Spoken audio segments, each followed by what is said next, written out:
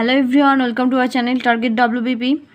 আজকে থাকছে ভূগোল থেকে জিকে ক্লাস। প্রত্যেকটি কোয়েশ্চেনই ভীষণ ইম্পর্টেন্ট এবং পরীক্ষায় আসার মতো।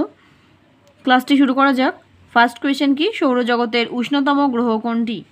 তোমরা অনেকেই বলতে পারো যে এটা খুবই ইজি কোয়েশ্চেন এবং এটা তো সকলেরই জানা।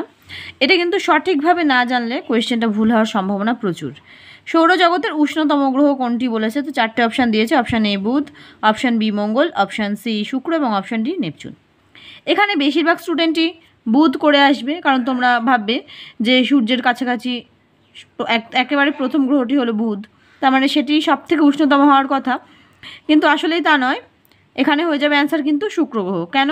শুক্র গ্রহের বায়ুমণ্ডল গ্রিনহাউস গ্যাস এবং কার্বন ডাইঅক্সাইড দ্বারা গঠিত, যার ফলে এটা তাপ শুষে নেয় কিন্তু তাপ বিকিরণ করে ছাড়তে পারে না। সেই কারণে এটা প্রচণ্ড একটা আগ্নেয়গিরির রূপ নিয়ে উষ্ণতম গ্রহে পরিণত হয়েছে। অন্যদিকে বুধের কিন্তু কোনো বায়ুমণ্ডল নেই। এর বায়ুমণ্ডলের যে তাপ শোষণ করার ক্ষমতা সেটা বহুদিন আগেই শেষ হয়ে গেছে। তো সেই কারণে উষ্ণতম গ্রহ হলো শুক্র। অপশান সি হয়ে যাবে রাইট আনসার। নেক্সট কোয়েশ্চেন, গ্রহদের মধ্যে আয়তনে সবচেয়ে ছোট ও বড় কারা? সবচেয়ে ছোট এবং সবচেয়ে বড় কারা? চারটে অপশান, এগুলো প্রত্যেকটি ভীষণ basic question.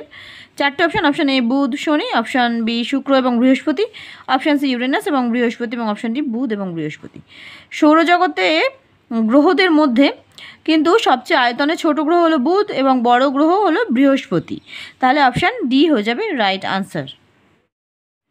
Next question number 3, পৃথিবীর যমজ গ্রহ হলো, পৃথিবীর যমজ গ্রহ কোনটি? চারটে অপশান, শুক্র শনি মঙ্গল এবং বুধ। অ্যান্সার হয়ে যাবে শুক্র গ্রহ। পৃথিবীর যমজ গ্রহ হলো শুক্র গ্রহ। নেক্সট কোয়েশ্চেন নাম্বার 4, সূর্যের সর্বাপেক্ষা বাইরের স্তর কোনটি? সূর্যের সবচেয়ে বাইরের স্তর কোনটি? চারটে option, photosphere, option B corona, option C chromosphere এবং অপশান ডি কোর। এটাকে যদি একটা গ্রাফের মাধ্যমে বোঝানো হয় তাহলে তোমাদের ভালোভাবে বোঝানো যাবে, কিন্তু এক্ষেত্রে যেহেতু আমি মাল্টিপল চয়েস কোয়েশ্চেন দিচ্ছি সেক্ষেত্রে সম্ভব হচ্ছে না। তো আমি এখানে অ্যান্সারটাই বলে দেবো। সূর্যের সর্বাপেক্ষা বাইরের স্তর কোনটি হলো? সেটি হলো করোনা। সবচেয়ে বড় বাইরের স্তর হলো করোনা। অপশান বি হয়ে যাবে রাইট আনসার। নেক্সট কোয়েশ্চেন, আন্তর্জাতিক তারিখ রেখা দ্রাঘিমার মান কত? প্রত্যেকটি বেসিক কোয়েশ্চেন এবং জিওগ্রাফি থেকে তোমাদের এগুলো একটু জানতেই হবে। আন্তর্জাতিক তারিখ রেখার দ্রাঘিমার মান কত? চারটে অপশান, 180 ডিগ্রি, 180 ডিগ্রি পূর্ব, 180 ডিগ্রি পশ্চিম এবং 90 ডিগ্রি। অ্যান্সার কিন্তু হয়ে যাবে option A 180 degree, 180 degree. Next question number 6, 1 degree দ্রাঘিমার পার্থক্যে সময়ের পার্থক্য হয় কত? মানে 1 ডিগ্রি দ্রাঘিমার পার্থক্যে সময়ের কত পার্থক্য হয়? চারটে অপশান, 4 সেকেন্ড, 1 ঘন্টা, 4 মিনিট এবং 15 মিনিট। অ্যান্সার কিন্তু হয়ে যাবে 4 মিনিট। অপশান সি হয়ে যাবে রাইট আনসার। অপশান সি হয়ে যাবে right answer. Next question number 7, 1 minute দ্রাঘিমার পার্থক্যে সময়ের পার্থক্য কত হয়? 1 মিনিট দ্রাঘিমার পার্থক্যে সময়ের পার্থক্য কত হয়? চারটে অপশান, 4 সেকেন্ড, 1 সেকেন্ড, 6 সেকেন্ড এবং 8 সেকেন্ড। অ্যান্সার কিন্তু হয়ে যাবে অপশান এ 4 second. Next question number 8, seismograph. Seismograph আসলে এই যন্ত্রটি কোন কাজে ব্যবহার করা হয়? চারটে অপশান, অপশান এ মেঘের ছবি তোলে, অপশান বি ভূমিকম্পের তীব্রতা মাপে, অপশান সি সমুদ্রের গভীরতা মাপে এবং অপশান ডি বায়ুমণ্ডল চাপের পরিবর্তন মাপে। এটা সবাই জানো আশা করি অ্যান্সার। ভূমিকম্পের তীব্রতা মাপে হয়ে যাবে অ্যান্সার। অপশান বি হয়ে যাবে রাইট আনসার।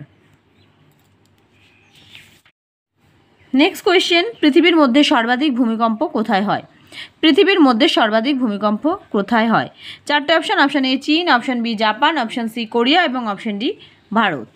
অ্যান্সার কিন্তু হয়ে যাবে জাপান। জাপানকে ভূমিকম্প প্রবণ দেশ বলা হয়ে থাকে। অপশান বি হয়ে যাবে right answer. Next question number 10, পরিক্রমণের সময় সূর্য ও পৃথিবীর মধ্যে দূরত্ব সর্বনিম্ন হয় কত তারিখে? পরিক্রমণের সময় সূর্য এবং পৃথিবীর মধ্যে দূরত্ব সর্বনিম্ন হয় কত তারিখে? চারটে অপশান, 4 জানুয়ারি, 22 মার্চ, 21 সেপ্টেম্বর এবং 25 ডিসেম্বর। অ্যান্সার কিন্তু হয়ে যাবে 4 জানুয়ারি, 4 জানুয়ারি হয়ে যাবে অ্যান্সার। অপশান এ হয়ে যাবে রাইট আনসার। চলে যাব নেক্সট কোয়েশ্চেনে। নেক্সট কোয়েশ্চেন নাম্বার 11, সূর্যের উত্তরমুখী আপাতগতি বা উত্তরায়ণের সময় কত তারিখ থেকে কত তারিখ? সূর্যের উত্তরমুখী আপাতগতি বা উত্তরায়ণের সময় কত তারিখ? 21 জুন, 21 ডিসেম্বর, 21 জুন থেকে 22 ডিসেম্বর এবং 22 ডিসেম্বর থেকে 21 জুন। অ্যান্সার কিন্তু হয়ে যাবে 22 ডিসেম্বর থেকে 21 জুন। অপশান ডি হয়ে যাবে রাইট আনসার।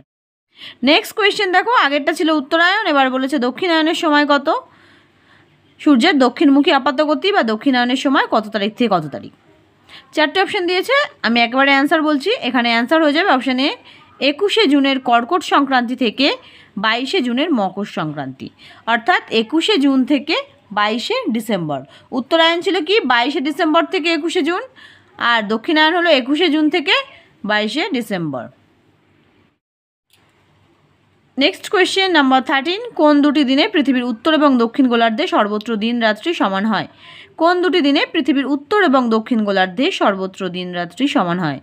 এটা অ্যান্সার হয়ে যাবে, দুটো তারিখে হয় এটা, 21শে মার্চ এবং 23শে সেপ্টেম্বর। অপশান ডি হয়ে যাবে right answer. Next question number 14, কোন দুটি দিন যথাক্রমে মহাবিষুব ও জলবিষুব। মহাবিষুব ও জলবিষুব কোন দুটি দিন। 4টে অপশান দিয়েছে, অ্যান্সার হয়ে যাবে 21শে মার্চ এবং 23শে সেপ্টেম্বর। এই যে একটু আগে বললাম যে দুটি দিনে পৃথিবীর উত্তর এবং দক্ষিণ গোলার্ধে সর্বত্র দিন রাত্রি সমান হয়, এই দুটি দিনকেই কিন্তু বলা হয় মহাবিষুব এবং জলবিষুব। তো এই দুটি তারিখ কি 21শে মার্চ এবং 23শে সেপ্টেম্বর।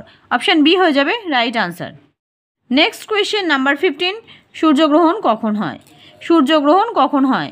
পৃথিবী যখন সূর্য চাঁদের মাঝে আসে অপশান এ, অপশান বি চাঁদ যখন পৃথিবীর সঙ্গে সমকোণে থাকে, অপশান সি সূর্য যখন পৃথিবী এবং চাঁদের মাঝে আসে, এবং অপশান ডি চাঁদ যখন সূর্য পৃথিবীর মাঝে আসে।